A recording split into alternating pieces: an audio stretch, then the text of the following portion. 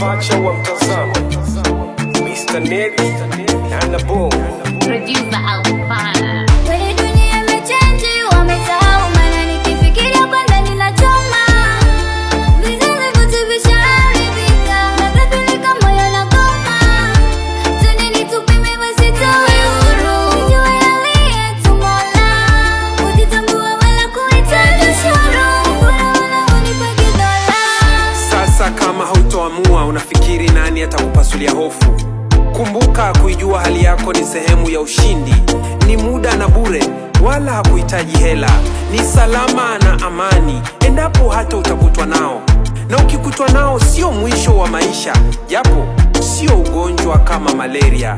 Nikukumbushe na ya Ntebwe Mpanda, Mwafrika aliyepiga makasia miongo 4 na virusi. Angejiua mwongo wake wa kwanza, angeiona leo yenye matumaini ya tiba kutoka kwa marehemu Marekani Ray Timothy Brown aliyepona ukimwi kwa ART. Na je, fununu kutoka Afrika Kusini na Uganda? Sio hayo tu, bado kunavyo vidonge vya kukata virusi makali. Sasa kama kunayo matumaini ya kujifungua mtoto salama kama utawahi hospitalini, mbona bado una hofu? Ni bora kufa na ndoto ya kuishi kuliko kuishi ukiwa tayari umezikwa. Tukapime ngoma, ingawa kweli inachoma.